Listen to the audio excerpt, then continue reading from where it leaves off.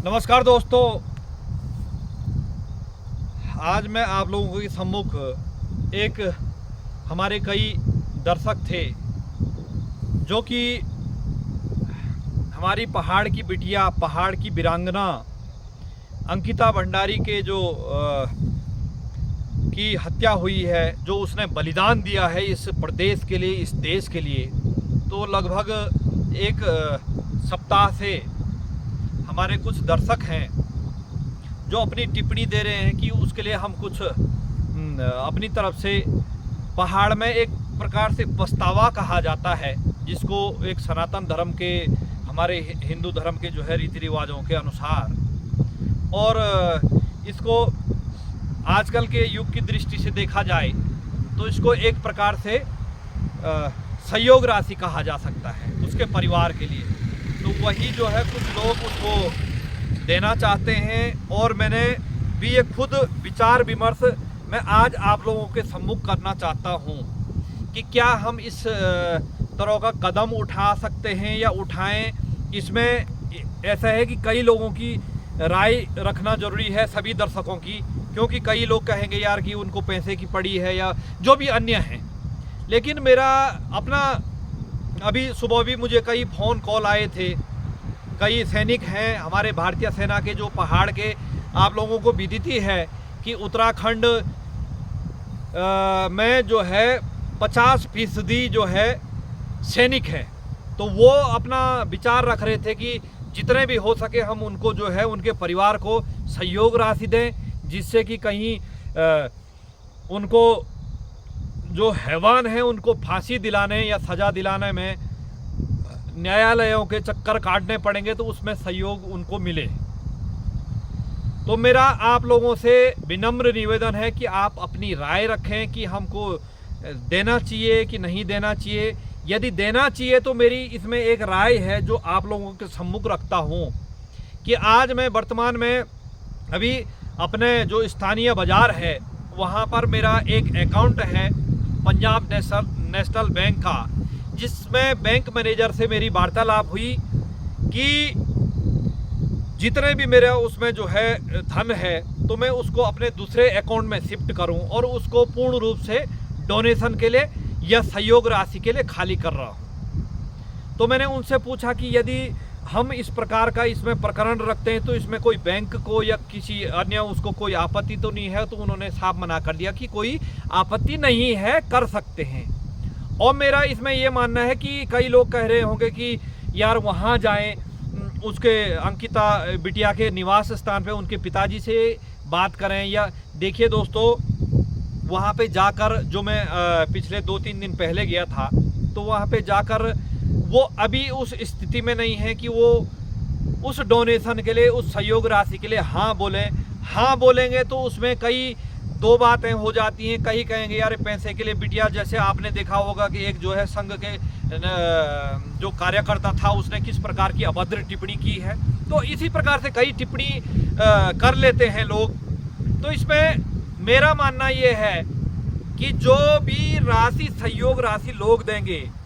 हमारे दर्शक गण देंगे, जो भी महान भाव अन्य देशों से, दुबई वगैरह से भी जो है इसमें कमेंट्स आ रहे हैं, टिप्पणियां आ रही हैं लोगों की कि सहयोग राशि अंकिता भंडारी के परिवार के लिए हम दें, तो उसको पूर्ण रूप से हम पारदर्शिता रखेंगे। मैंने बैंक मैनेजर महोदय से बात की कि उन्होंने कहा कि हम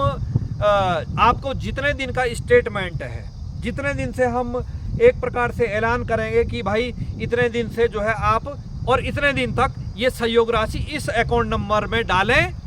इस खाते में डालें, उतने दिन का स्टेटमेंट में आप लोगों को कैमरे के सामने दिखाऊंगा कि कितनी राशि अभी तक जमा हुई है, और जितनी भी राशि जमा हुई उसका हम प्रॉपर एक चेक बना के उनके पिताजी और भाई के सुपुर्द कर देंगे, जिससे कि अभी मैं वहाँ जाऊँगा फिर उनको बैंक में लेके जाऊँगा, वो थोड़ा लफड़ा ज़्यादा हो जाता है। दूसरी बात कि कई लोग अकाउंट से वो होते तो वो एक यूपीआई नंबर हो जाता है, और गूगल पे नंबर पे जो है जैसे मोबाइल नंबर से वो ट्रांसफ़र हो जाते हैं, तो उनको कई लोगों को ट्रांसफ़र करने में दिक्कतें न आई, इसलिए जो है मैं इस प्रकरण को आप लोगों के सामने रखूंगा। यदि आप लोग हाँ चाहते हैं, ना चाहते हैं तो आप जान सकते हैं ना का कोई उपचार नहीं होता है। मेरा इसमें कोई आप लोगों से 1 भी % में आपको बाध्य नहीं कर रहा हूं कि आप सहयोग राशि के लिए हाँ बोले या ना बोले। आप स्वतंत्र हैं, आप अपनी टिप्पणी रखें। मैं इस वजह से इस चीज़ को मद्देनजर रखते हुए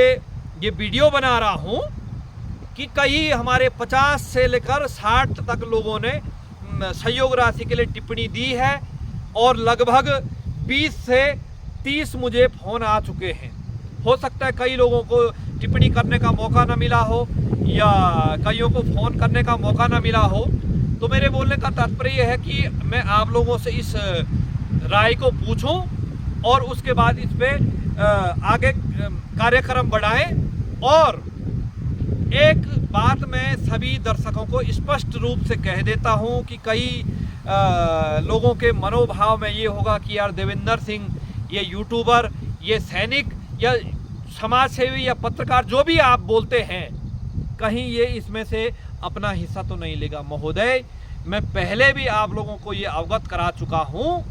कि ये तो बहुत दूर की बात है। आप लोगों के जनता के टैक्स के पैसे जो मुझे पेंशन के रूप में या तनख्वाह के रूप में मिल रहे हैं, उसके लिए मैं आभारी हूं आपका। जो मैंने थोड़ा बहुत इस शरीर ने कुछ सेना के लिए योगदान दिया होगा उसके बदले मिलता है। लेकिन मैं पहले भी आप लोगों को अवगत करा चुका हूं कि मुझे किसी के टैक्स के पैसे लेना या किसी फालतू के पैसे लेना या खाना या रखना, मैंने अपने पहले ही बता चुका हूं कि मुझे अपने परिवार के सदस्यों के खून खाने के बराबर है, खून को ग्रहण करने के बराबर है। अब आप लगा सकते हैं कि अंकिता भंडारी के लिए जो सहयोग राशि आएगी उसमें से एक मुझे फूटी कौड़ी, यहाँ तक कि मुझे कोई बात नहीं अपना वहाँ जा कर के देना पड़े, उस को मैं अपने जेब से लगाऊं, उससे आपको निष्फिक्र रहना। लेकिन अंकिता भंडारी के नाम पे एक देवेंद्र सिंह यदि एक भी फूटी कौड़ी लूँगा, लेने की कोशिश करूँगा, तो मेरे अपने लिए कोई शब्द नहीं है बुरे से बुरे। तो मैं ये आप लोगों के समक्ष रखता हूँ और पूरी पारदर्शिता रखने का प्रयास भी करूँगा, कोशिश करूँगा और रखूँगा भी दावे के साथ। इसलिए मैं आप लोगों को आज ये इस वीडियो के माध्यम से ये संदेश देना चाहता था, ये एक आप लोगों को पूछना चाहता था कि किस प्रकार से हम कर सकते हैं या नहीं कर सकते हैं। कर देंगे तो क्या आप अपना अनुभव पूर्ण रूप से दें टिप्पणी करके कि क्या करना चाहिए, क्योंकि सरकारें लूम लपेटेगी और जो सरकारों के रक्त बीज हैं, रक्त बीज नाम के दानव हैं, जिन्होंने उस बिटिया के साथ ऐसा किया है, उनको हम ये जनता धूल चटाएगी, उनको ये दिखाएगी कि एक पहाड़ की वीरांगना, एक पहाड़ की बिटिया मेरे लिए वो एक जो जब सेना का सैनिक शहीद होता है उसी के समकक्ष मेरी विचारधारा अंकिता भंडारी को रखती है। हालांकि इस देश का नेता, इस देश का अभिनेता रखे न रखे, लेकिन मैं अंकिता भंडारी को